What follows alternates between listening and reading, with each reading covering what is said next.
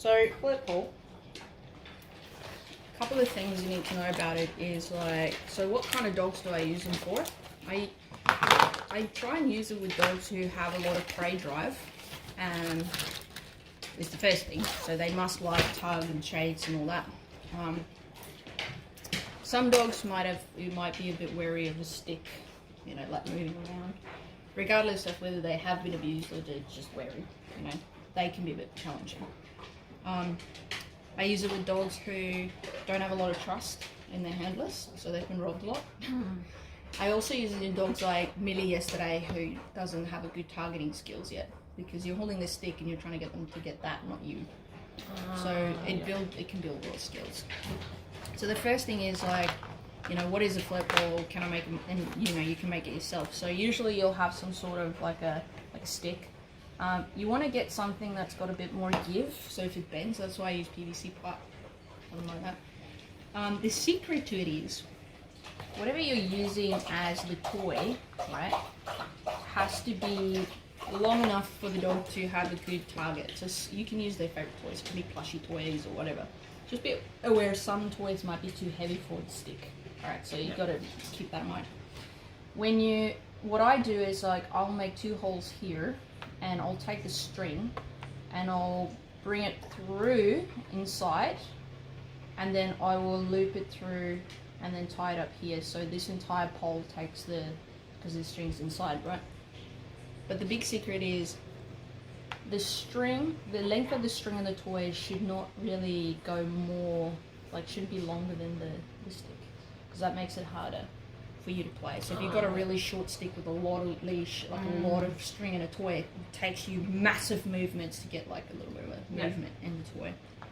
So if you've got a dog with a favorite plushie or a, you know, whatever, that's always a good idea. So that's always a good thing. So I usually use PVC pipe. Usually it's cheaper, you can find it anywhere. I use paracord for the string, because it's so thin that most dogs don't like it, because they're like, it's not chewy, like, you know, it's fairly strong. So yeah, and then whatever toy you want. So that's the first thing, you can create that yourself. Literally just need those 3 things and a drill that through, boom, you're done. So that's the first thing.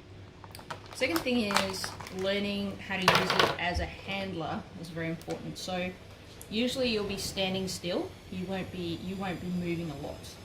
And this gives you options, because if you've got the stick out, right, and the string on a toy, it gives you fairly good reach. So you can do a lot of movement things with the dog without having to move, and hopefully you're not at risk to get bitten, like by accident, because that's what you want the dog to go for. So this is the target you're trying to teach the dog to go for, not the stick, not the string. Yeah.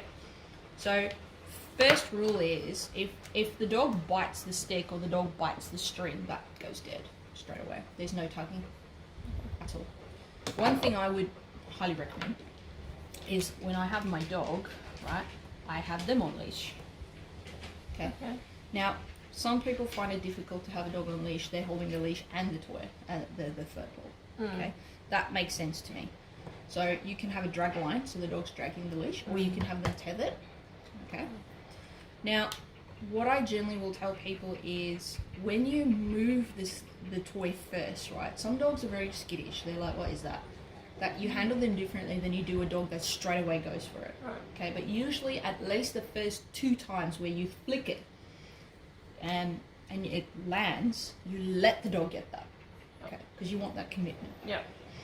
What I generally do is, I have this vision in my mind. So when I've got the dog in front of me, or wherever the dog is, I'll have the option of dropping the toy here, here, or here. So when I flick it, it can flick and fall there, and it can flick and fall there. You don't want to, and this will make sense when she's like, this is like from the top, right?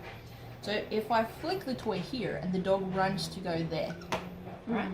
Often what people will do is they'll flick it straight over the dog's head. That is dangerous, because dogs can get like whiplash, and they can hurt their spines, they can fall over, like that sort of thing. Plus, you make them jump. Right, yeah. Which you don't want. So if a dog runs there, I now have 2 options. I can either flick the toy here, or I can flick the toy that way. Yep. So there's two options. So normal prey animals tend to try and run away from the dog. Yeah. Okay. I can even flick it right here, and if the dog pounces, I can flick it over there. So you don't have to do the entire big movements, right? That's what I like about the Flirt Pole. You're using fast twitch fiber movements. So you're addressing that drive where it's like, oh, oh, oh, and then moving, changing directions quickly. Yeah. That, you cannot build stamina in that. No. No. You can build recovery time, like how to recover quicker, but you can't build stamina. Right. Where if someone's like just going in a circle, right, or in a straight line, like this, the dog builds stamina. That's what fetches. That's why they can do it so long, because it's not fast twitch fibers, it's slow twitch fibers. It's an endurance activity. This is not an endurance activity. No. That's why most predators, when they hunt, they give up. Because they're not used to. Because if they're it's not used. It takes a lot of effort to go fast and quick and change, and then you tire. That's how fast twitch fibers work. It's about agility. Right. But if you do endurance, like let's say an animal's tracking, and it's tracking an animal over 5, 6, 7, 8, 20 kilometers, that's endurance, because it's like slow. This is great for drive and fulfillment, and to get the energy out, but specifically the drives. Okay. So you have options of moving the toy in this sort of like diamond shape, and you decide whatever. The point here is that you're moving in directions from side to side or forward, not over the dogs. Yep. The next thing that you need to know about is what a lot of people do wrong is, let's say we flick the toy over here, and the dog only got to here, like as it's running. The dog got here, and there's like a meter in between, and then they already flick it. It's too quick. The person flicks it. Yes. The dog needs to be literally like right there to get it, and you flick it. Because we want the dog to be able to get it. That's the point. Right. So the faster the dog gets, and the more skillful the dog gets, the harder it will be for you. That's the point. Right? The point is, oh, you nearly had it. Oh, you nearly had it. Not, oh, you nearly had it, but it's like here. Right. That's when dogs, and this is what Derry does. I don't know if you noticed that. So I flicked it over here, and he ran and he stopped here, and he did this. Right? Because he can intercept. You see it? I want him committed to go. Yeah. That's one of the biggest mistakes that people make with dogs. Like, oh, he doesn't want to get it. And then when dogs hear, like, where are you going? What they do is they actually flick it into the dog's mouth. Oh. And it's like, so what you just taught the dog is if I keep my ground, the rabbit will jump into my mouth. Or this object will come to me. I don't have to work for it. That's not drive fulfillment. No.